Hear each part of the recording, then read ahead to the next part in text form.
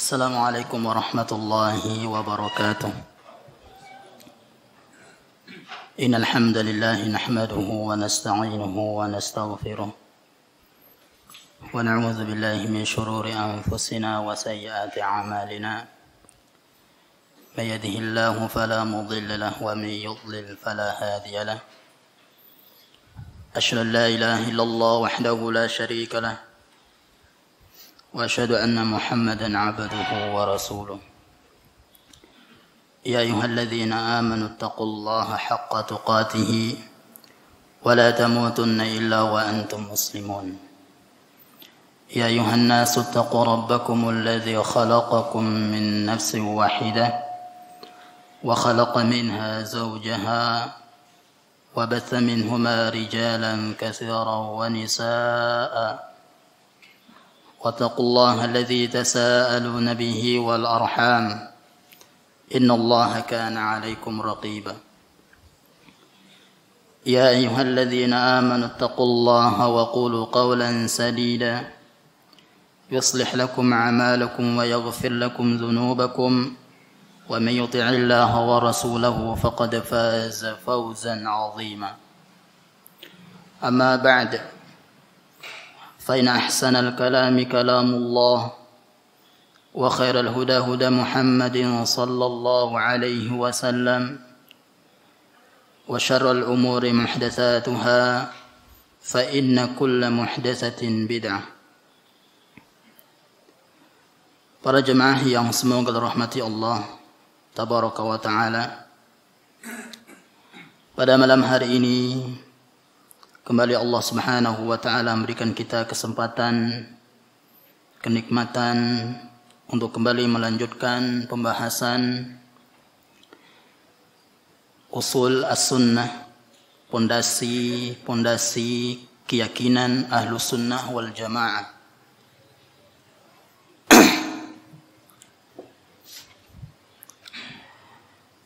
Mempelajari pondasi keyakinan Ahlussunnah wal Jamaah adalah termasuk ahammu ghayati irsalir rusul, termasuk di antara tujuan, bahkan yang paling terpenting di antara tujuan diutusnya para rasul.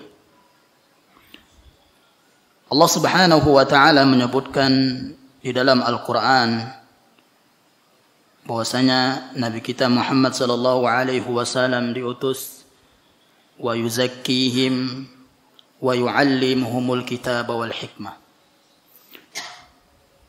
Jadi Allah Subhanahu wa Ta'ala memerintahkan kepada Nabi kita Muhammad sallallahu alaihi wasallam untuk mentazkiyah hati umat-umatnya.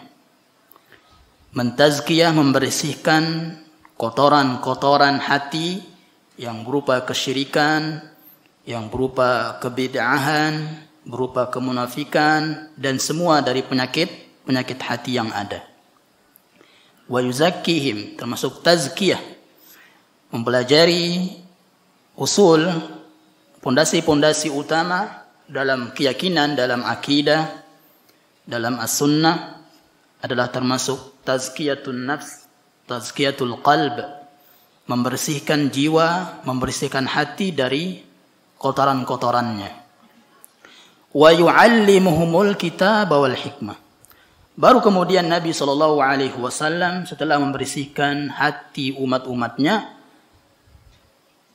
Rasulullah SAW diperintahkan untuk ta'lim, tarbiyah. Ta'lim yaitu tarbiyatul kitabi was sunnah. Mengajarkan umat-umatnya Alkitab dan as-sunnah. Bagaimana cara sholat, bagaimana cara ibadah-ibadah termasuk rukun Islam. Ya. Jadilah di antara kenapa para ulama mengatakan at-tasfiyah wa tarbiyah. Di antara kitab yang dikarang oleh Syekh Muhammad Nasruddin Al-Albani rahimahullah, at-tasfiyah wa tarbiyah. Tasfiyah, tazkiyah. Jadi tasfiyah sama saja dengan artinya dengan tazkiyah. Baru kemudian tarbiyah. Tarbiyah apa di sini? Tarbiyah al-kitab was sunnah. Mengajarkan kitab dan sunnah.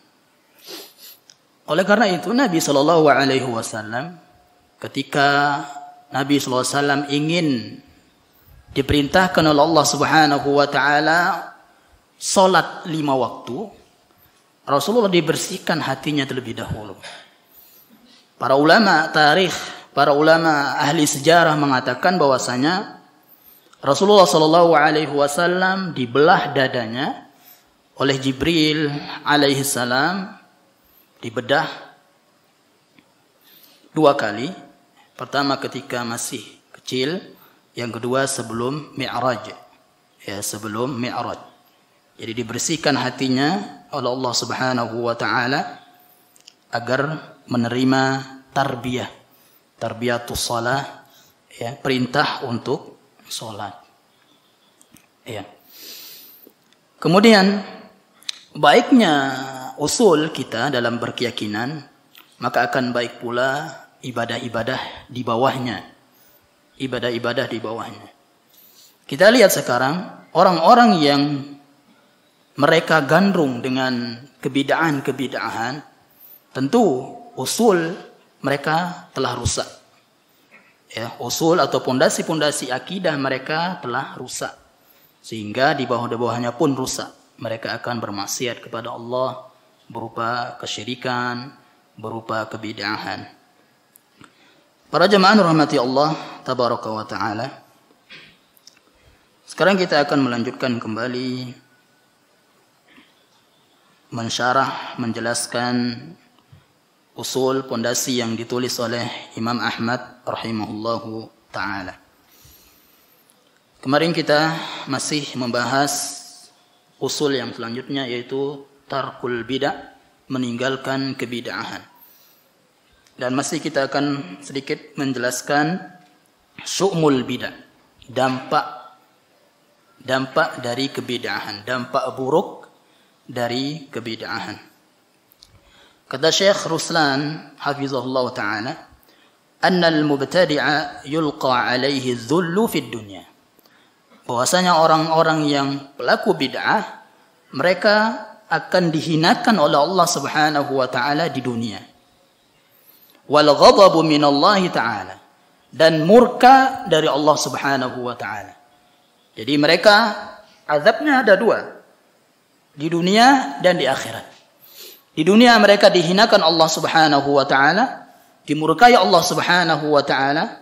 Orang kalau sudah dimurkai Allah maka akan jauh dari ibadah, jauh dari syariat Allah Subhanahu wa taala, jauh dari rahmat Allah tabaraka wa taala. Wa dzalika liqaulihi ta'ala, yang demikian itu adalah dalilnya firman Allah Subhanahu wa taala, innal ladzina ittakhadhul ijla sayanaluhum ghadabun min rabbihim wa dhillatun fil hayatid dunya wa kadzalika najzil muftarin. Surah Al-A'raf ayat 152. Orang-orang yang menjadikan ijil, sapi, patung sapi. Jadi patung sapi di zaman siapa? Nabi Musa alaihissalam, yang ketika As-Samiri, ya, Samiri membuat patung sapi ketika ditinggal 40 hari 40 malam oleh Nabi Musa alaihissalam, kemudian disuruh saudaranya yaitu Harun alaihissalam untuk menjadi pemimpin menggantikan Musa alaihissalam selama 40 hari 40 malam. Kemudian As-Samiri membuat patung sapi, yang patung sapi itu bisa berbicara. Ya, bisa berbicara. Nah, yang berbicara itu adalah syaitan. Bukan sapi itu, tapi syaitan.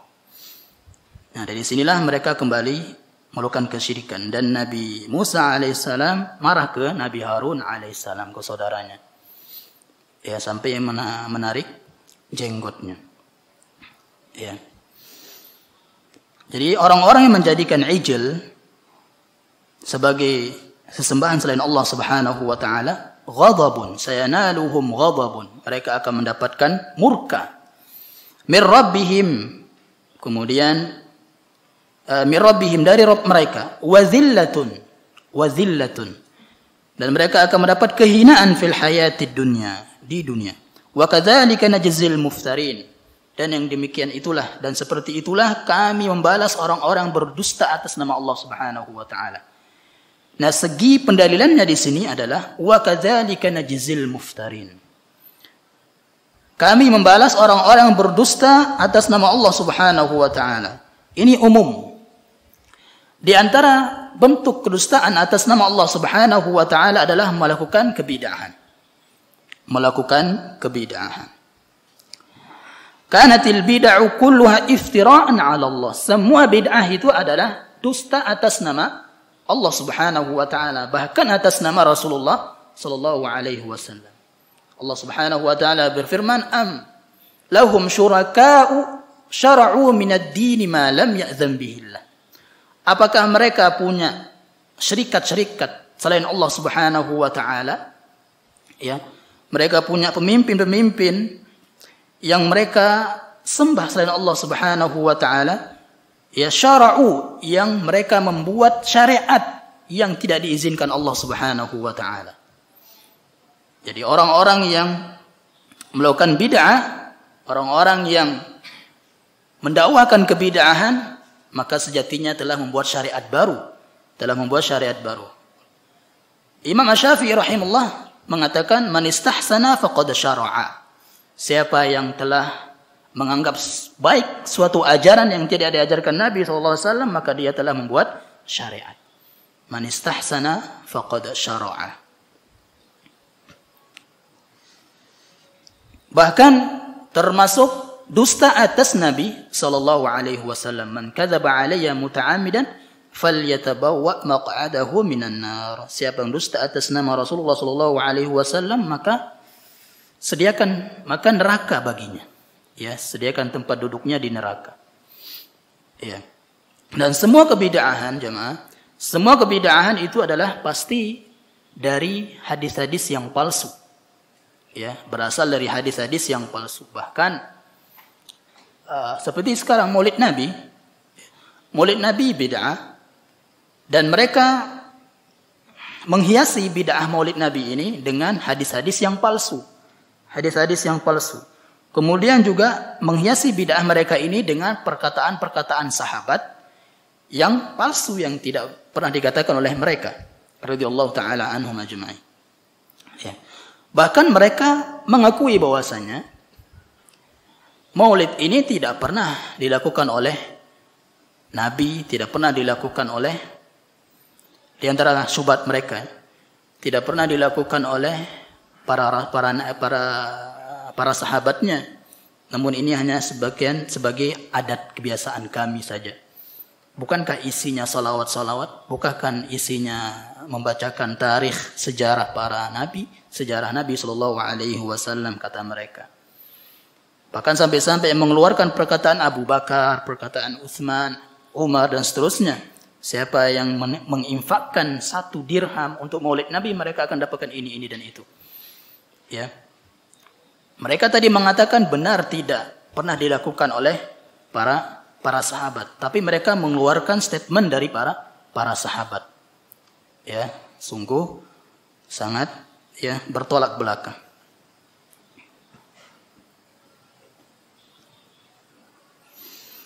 Fa'idzan, kata Syekh, jadi kullu man ibtada'a fi dinillahi fahuwa dzalilun haqirun. Setiap pelaku bid'ah dalam agama Allah, fahuwa dzalil, hina, haqir, tercela, terhina, hina dina, ya. Bisababi bid'atihi, dengan sebab kebid'ahan mereka, wa in dhara libadir ra'yi, walaupun kebid'ahan itu dilakukan oleh orang-orang yang alim di antara mereka. Orang-orang yang alim, ahli ilmu di antara mereka. Ya, tetap mereka zillah, zalil, haqir, hina dina. Ya. Rasulullah sallallahu alaihi wasallam bersabda, "Wa ju'ila zillatu was-sagharu ala man khalafa amri." Dan dijadikan zillah, kehinaan, untuk orang-orang yang telah menyelisihi perintah Nabi sallallahu alaihi wasallam. Ya. Jadi kita semua yang bermaksiat kepada Allah Subhanahu wa taala, bermaksiat kepada Rasulullah sallallahu alaihi wasallam, maka kita akan dihinakan. dunia dan akhirat. Waliyadzubillah. Kemudian petaka yang selanjutnya, dampak buruk bid'ah yang selanjutnya adalah annal mubtadi'a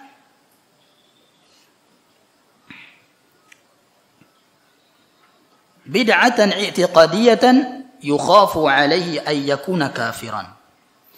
Orang-orang yang melakukan bid'ah, terutama bid'ah dalam akidah, terkhusus bid'ah dalam akidah, maka mereka akan dikhawatirkan menjadi kafir. Mereka akan dikhawatirkan menjadi kafir.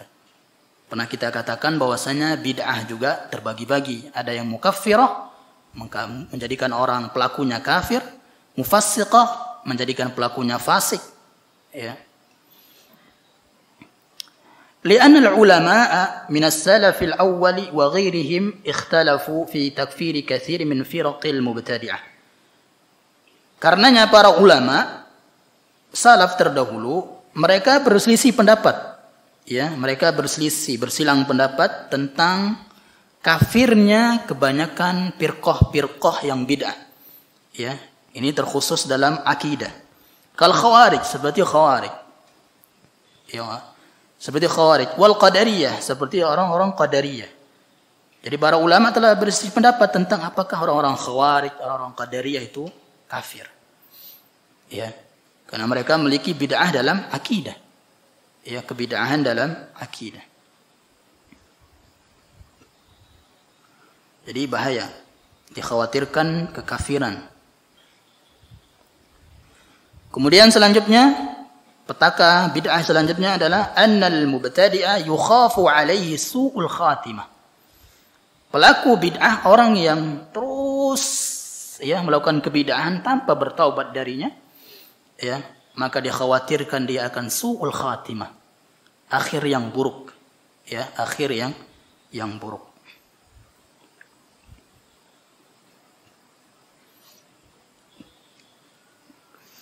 Kemudian selanjutnya iswidadul wajhi fil akhirah. Wajah mereka akan hitam legam di akhirat. Walaupun di dunia dia putih, ya, putih kulitnya misalnya, namun di akhirat hitam legam. Ya, pelaku bid'ah. Dalil dalam surah Ali Imran ayat 106. Yauma tabyaddu wujuhu wa taswaddu wujuh.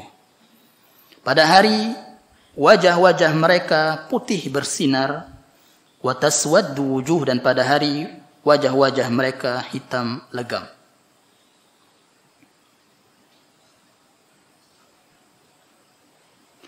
Sahabat Ibnu Abbas radhiyallahu taala anhuma menafsirkan ayat ini dalam tafsir Imam Ibnu Katsir rahimahullah, yakni yaumul qiyamah. Jadi wajah mereka akan jadi hitam legam pada hari kiamat. Dia mengatakan hina tabyaddu wujuhu ahli sunnati wal jamaah. Di saat wajah-wajah ahlu sunnah wal jamaah itu putih bersinar kelak di akhirat. Wa taswaddu wujuhu ahlil bid'ati wal furqah. Dan wajah-wajah ahlil bid'ah dan furqah, ya, pemecah belah umat ahlul bid'ah, mereka akan hitam, wajah-wajah mereka akan menghitam. Jadi istilah ahlus sunnah wal jamaah itu telah ada disebut oleh para sahabat dahulu. Ya, para sahabat dulu. Yaitu dalam tafsirnya Imam Ibnu Katsir rahimahullahu taala.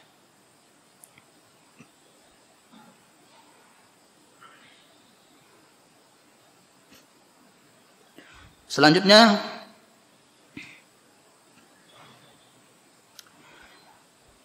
pelaku bid'ah tukhsha alaihi fitnah, dikhawatirkan terjadi fitnah. Fitnah di sini akan ada kemunafikan di hatinya, maksud fitnah di sini, kemudian kesyirikan di hatinya, ya. Sebagaimana yang sudah kita sebutkan di pekan yang lalu, perkataan Imam Malik rahimahullah ketika ditanya tentang oleh seorang gimana mulai ihram, ya, kata Imam Malik memberitahukan orang yang bertanya tadi untuk berihram, memulai berihram di Dzulhulaifah, Namun orang ini berkata, saya ingin mulai di Masjidil Haram, di Masjid Nabawi. Ya, saya ingin mulai di Masjid Nabawi. Saya hanya menambah 1-2 mil saja. Namun apa kata Imam Malik rahimahullah? Saya khawatir akan ada fitnah, ya, terjadi fitnah menimpamu. Sehingga dia mengatakan, "Falyahdharil ladzina yukhalifu an amri an tusibahum fitnah aw adzabun alim." Atau yusibahum adzabun alim. Selanjutnya, annal ibtida'a yukhrijud dina an tabi'atihi samhati wa yu'assiruhu. Bahwasanya kebid'ahan itu akan menjadikan agama ini sulit. Ya. Keluar dari tabiat asli dari agama tersebut. Agama ini mudah, samhah, mudah, yusrun. Ya, mudah. Nah, ketika terjadi bid'ah menjadi sulit, menyulitkan orang lain. Bahkan orang yang tahlilan itu kan bid'ah. Ya. Karena saking malunya tidak tahlilan, mereka sanggup untuk mencuri misalnya. Ya. Mereka mencuri, kemudian mereka berhutang. Ya, berhutang. Jadi menyulitkan. Kebid'ahan itu mengeluarkan agama dari sifat tabiat aslinya, yaitu menjadi susah, ya, menjadi susah. Yang tadinya mudah menjadi sulit. Ya. Dan sekarang juga masalah lafaz niat misalnya, melafazkan niat. Kan sebagian ulama mengatakan bid'ah, melafazkan niat, ya bid'ah. Bahkan sebagian orang yang ketika safar ditanya, kenapa kamu enggak sholat? Saya enggak tahu lafaz niat sholat ketika safar. Ya, jadi menyulitkan. Ya, menyulitkan.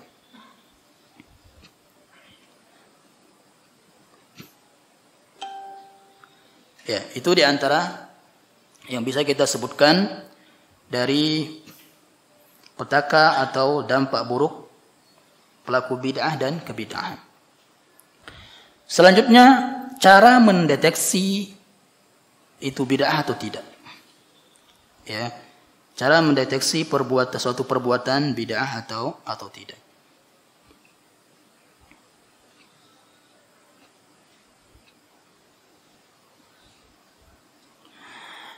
Yumkinu taqsimul bid'i ila 6 aqsamin. Bid'ah dibagi menjadi 6 macam. 6 macam. Ila 6 aqsam. 6 macam. Maksudnya di sini adalah cara mendeteksi bid'ah itu dilihat dari 6 segi berikut. Yang pertama adalah al-bid'atu fis sababi. Al-bid'atu fis sababi. Bid'ah ditinjau dari sebabnya. Ya, dilihat dari sebabnya. Wahya ayata'abadal insanu ibadatan yaqrinuha bisababin ghairi syar'iyyin. Seorang melakukan ibadah, suatu ibadah, ini ibadah ada syariatnya, tapi dia digandengkan ibadah tersebut dengan sebab yang tidak syar'i. Ya, dengan sebab yang tidak syar'i. Misal contoh, Ihya'u lailatis sabi' wal 20 min Rajabin bitahajjudi was salati. Bukan malam 27 Rajab dengan salat tahajud dan salat lainnya. Fat tahajjudu fil asli ibadah. Secara asal tahajud itu adalah syariat, ya, ibadah. Lakin lamma iqtarana, dan akan tapi ketika digandengkan dengan sebab yang tidak sabit, yang tidak diajarkan Nabi SAW, yaitu mengkhususkan waktu sholat tahajud, ini bid'ah. Sedangkan tahajud aslinya ibadah. Jadi mengkhususkan waktu sholat tahajud itu bid'ah. Rasulullah SAW bersabda, la takhussu lailatal jum'ah bi salatin wa yaumaha bi siyamin atau kama qala sallallahu alaihi wasallam. Janganlah kalian mengkhususkan malam Jumat dengan salat dan jangan pula mengkhususkan hari Jumat siangnya dengan berpuasa. Ya. Jadi ibadah yang disyariatkan ketika dikhususkan waktunya yang tidak pernah diajarkan Nabi sallallahu alaihi wasallam untuk mengkhususkan waktu tersebut, maka ibadah tersebut akan menjadi bid'ah. Ya, akan menjadi bid'ah. Ini diantara, bahkan sekarang kan ada sebuah sekolah misalnya, mereka mendidik murid-murid mereka untuk melakukan sholat tahajud di hari-hari yang dikhususkan, ya. Dan di selain itu tidak ada sholat tahajud, ya. Yang mereka namakan dengan apa? Mabitun, ya. Mabitun. Mabit itu adalah malam nginap, ya kan? Malam nginap. Ustaz Zainal Abidin mengatakan malam bid'ah. Ya, mabit malam bid'ah. Ya. Yang kedua, al-bid'atu fil jinsi. Ya. Bid'ah dilihat dari jenisnya. Misaluha, contoh. Ayudahhiya rajulun bi farasin. Fahadhihi bid'atun li'anna al-adahhiya la takunu illa min bahimatil an'ami. Seseorang berkurban di Idul Adha dengan kuda, dengan jenis hewan kuda, ya. Dan ini bid'ah, walaupun itu dilakukan di waktu yang disyariatkan untuk berkurban, tapi jenisnya ya tidak disyariatkan untuk berkurban dengan itu, ya, itu dengan kuda, tidak disyariatkan dengan kuda, maka ini bid'ah. Karena adhahi, hewan kurban yang disyariatkan untuk dikurban adalah min bahimatil an'am, hewan-hewan ternak seperti ibil, ya. Ibil apa itu? Onta. Apalagi ghanam, kambing. Kemudian baqarah, sapi. Syekh Utsaimin rahimahullah mengkiaskan sapi ke apa? Kerbau. Kerbau dikiaskan ke sapi. Ya, kerbau dikiaskan ke sapi. Tapi jarang kita dengar orang berkurban dengan kerbau. Ya. Tapi untuk selamat ya 3 itu aja. Ya, kemudian yang ketiga, bid'ah ditinjau dari fil qadari, yaitu jumlahnya. Ya, jumlahnya. Bid'ah ditinjau dari jumlahnya. Misaluha, contohnya di sini, ayyusalliya zuhra 5 raka'atin. Seorang sholat zuhur 5 rakaat. Ini diantara cara menjelaskan bid'ah di orang-orang awam. Ya, dengan cara gamblang menjelaskan bid'ah dengan orang-orang awam itu memberikan permisalan dengan ini. Sekarang contoh, misalnya kan mereka anggap baik, ya. Mereka bilang kan ini kan baik. Sekarang ayo sholat subuh 3 rakaat, berani enggak? Nah, gitu kan. Pasti mereka enggak mau, itu kan baik. Ya, lebih banyak rakaatnya semakin baik. Ya, semakin banyak pahalanya. Nah, itu. Ini cara gamblang untuk membuka pikiran mereka, orang-orang yang awam. Ya. Mungkin dengan dalil-dalil mereka enggak mempan gitu kan. Karena enggak faham misalnya. Ya, maka kita buka pikiran mereka dengan contoh-contoh yang bisa dicerna oleh mereka. Ya. Kemudian juga di antara contohnya adalah jumlah zikir-zikir yang tidak diajarkan Nabi SAW. Misalnya menentukan jumlah zikir berapa sih minimal banyak disebut kita telah banyak bersolawat gitu. Ya. Orang-orang sufi menjelaskan minimal banyak, minimal orang disebut banyak bersolawat itu 300 kali bersolawat setiap harinya. Ya, 300, ada yang mengatakan 1000. Ini dari orang-orang sufi. Jadi kebiasaan orang-orang sufi itu seperti itu. Mereka membuat bilangan-bilangan dan mereka pula yang buat pahalanya sendiri. Ya. Sekarang misalnya siapa yang baca selawat 1000 dinar ini kan 1000 dinar. Selawat 1000 dinar. Ya. Berapa kali 1000 mungkin karena 1000 namanya ya. Atau 7777 ya. 7777 misalnya. Maka pahalanya seperti ini. Nah, ini bid'ah. Ya, tidak diajarkan Nabi SAW. Yang sabit ya, yang ada tuntunannya dari Nabi SAW maksimal yang telah dijelaskan Nabi SAW jumlah maksimal yang telah ditentukan Nabi SAW 100. Selebihnya itu enggak ada. Ya. Jadi nanti kalau ada orang yang datang kepada kita misalnya, kalau kamu baca ini lebih dari 100 kali, utangmu akan lunas semuanya misalnya. Ya, maka itu bid'ah. Sekarang kan semua disalawatin ya kan. Mau beli mobil, selawat dulu. Ya, selawat mobil. Mau beli HP, datang ke konter untuk selawat di situ. Ya, kan ada orang seperti itu. Kita selawatin aja katanya kan.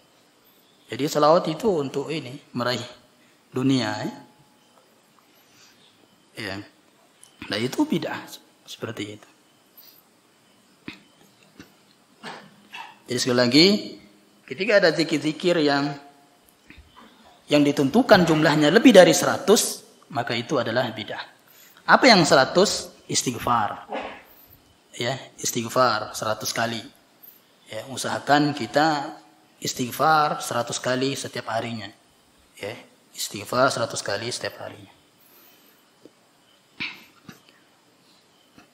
Mungkin istighfarnya 5 kali 3 berapa?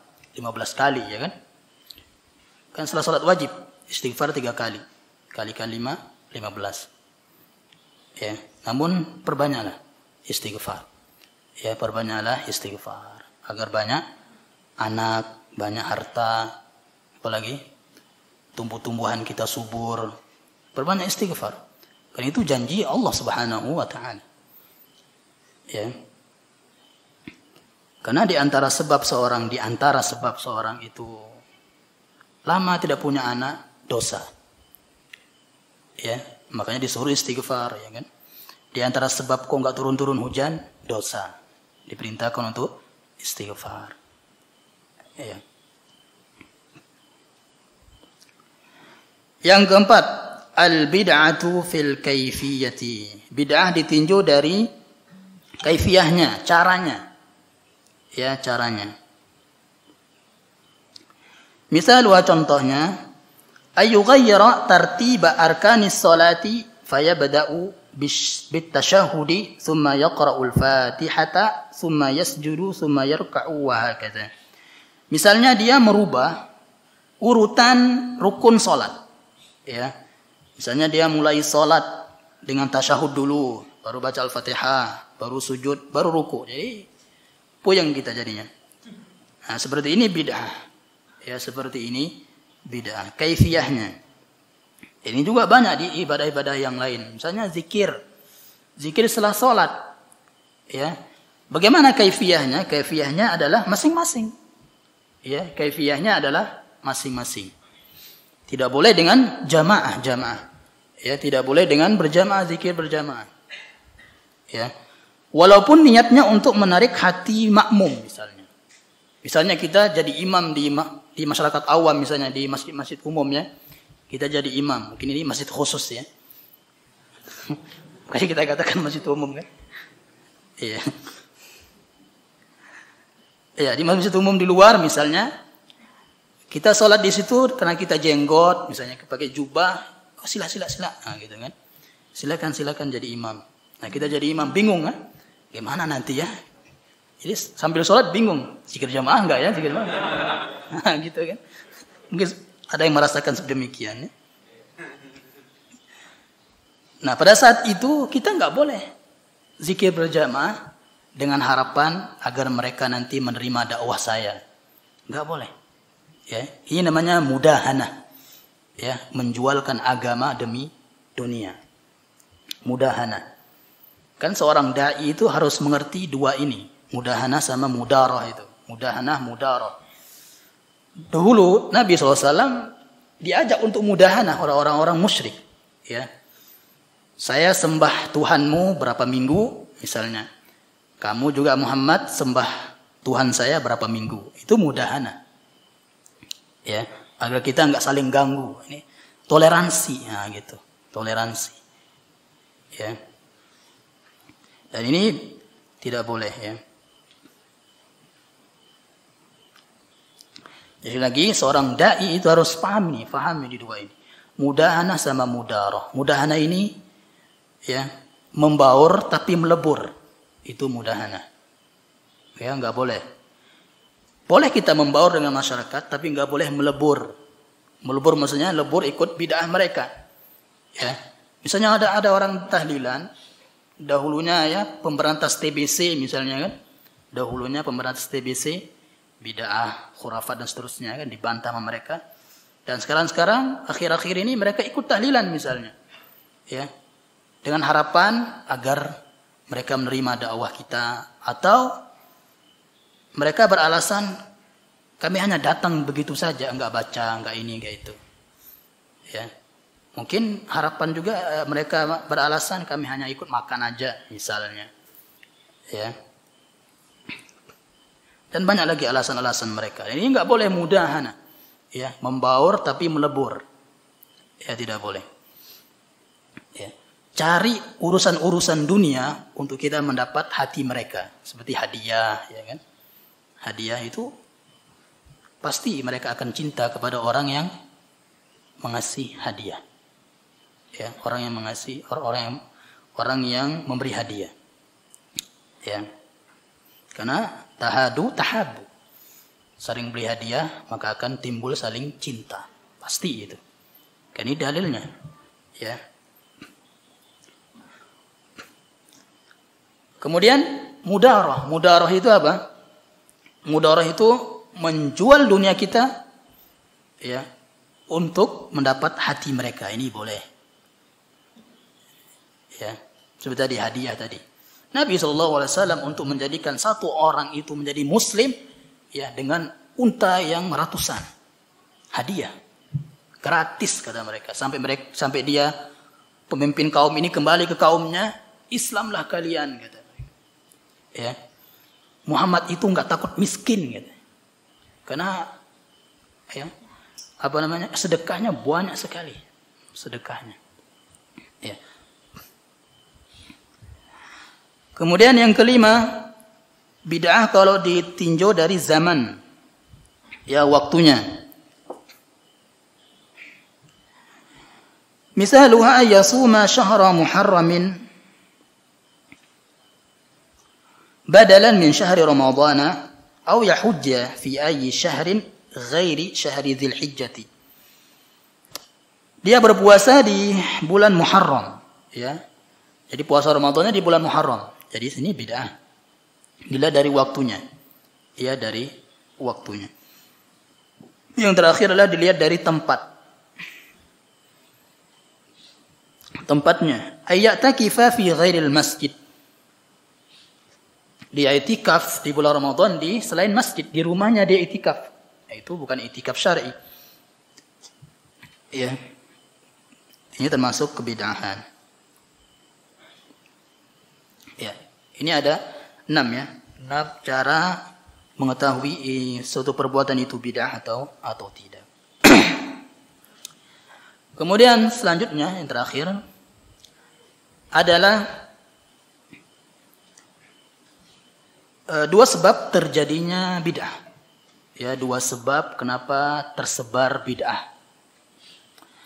Yang pertama dan yang paling utama adalah al-jahlu, kejahilan. Ya. Kejahilan apa? Kejahilan terhadap agama yang benar. Kejahilan terhadap syariat Islam yang benar. Kejahilan terhadap sunnah. Ya, kejahilan terhadap sunnah.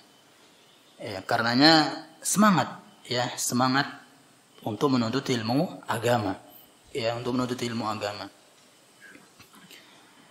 Di antara kenapa kita harus terus menambah ilmu agama kita, ya, karena Nabi SAW sendiri diperintahkan untuk menambah ilmu agama. Wa qur rabbi zidni ilma. Ya, Nabi sendiri yang nabi, ya, yang punya istri lebih dari 4 nabi. Kita istrinya baru 1. Ya, Nabi saja yang istrinya berapa tetap disuruh diperintah untuk nambah ilmu. Ya. Nambah ilmu. Nabi tidak pernah disibukkan dengan istri-istri mereka yang banyak itu dari menuntut ilmu agama. Kita baru 1 sudah sibuk. Ya. Baru 1 sudah sibuk. Dan istrinya juga jangan manja berlebihan lah sama suaminya misalnya. Ya. Menuntut ilmu terus sih bang katanya. Setiap malam kamu pergi. Ya. Gak boleh seperti itu. Ya, seharusnya istri itu mendorong suaminya untuk taat kepada Allah Subhanahu wa taala. Ya. Jadi kejahilan ini yang menjadikan orang itu melakukan bid'ah. Yang kedua adalah taklid. Taklid. Ya. Taklid buta. Ya. Taklid kepada ahli ilmu yang dianggap berilmu misalnya. Atau taklid kepada orang-orang yang tidak berilmu dengan benar. Ya, tidak berilmu dengan benar. Ya, ini dua di antara sebab besar terjadinya bid'ah. Ya. Jadi sekali lagi mari ya para jemaah kita kembalikan semangat kita untuk menuntut ilmu agama, ya. Dan sangat dipastikan bahwasanya dampak lockdown ini futur parah, ya, futur yang parah, ya, dampak dari lockdown. Padahal ketika kita melakukan ibadah di waktu haraj, ya, di waktu yang sulit, maka pahalanya akan lebih besar daripada waktu yang tidak sulit. Sekarang kan waktu kita menuntut ilmu seperti ini, ya, bermajelis ilmu di waktu sulit, di hari-hari yang sulit, ya, hari-hari yang penuh dengan kekhawatiran, ya, penuh dengan kekhawatiran. Tapi kita berusaha berikhtiar, ya, untuk pergi menuntut ilmu agama, dan ini pahalanya lebih besar dari yang tidak ada virus, menuntut ilmu ketika tidak ada virus, ya. Begitu juga dengan sholat misalnya. Sholat fil haraj. Ya, sholat di waktu sulit. Ya. Jadi sekali lagi perbanyaklah berdoa, Rabbi zidni ilma. Allahumma inni as'aluka ilman nafi'an wa rizqan thayyiban wa amalan mutaqabbalan. Ya. Sampai sini dulu pembahasan kita kali ini. Insyaallah kita lanjut di pertemuan berikutnya, pondasi yang selanjutnya yaitu tarkul khusumat, ya, meninggalkan debat, ya, meninggalkan debat. Sekarang banyak perdebatan, ya kan, banyak perdebatan di medsos, ya, dan bagaimana menyikapinya, insyaallah kita akan bahas pekan berikut. Subhanallah bihamdik, asyhadu an la ilaha illa anta astaghfiruka wa atubu ilaik. Assalamualaikum warahmatullahi wabarakatuh.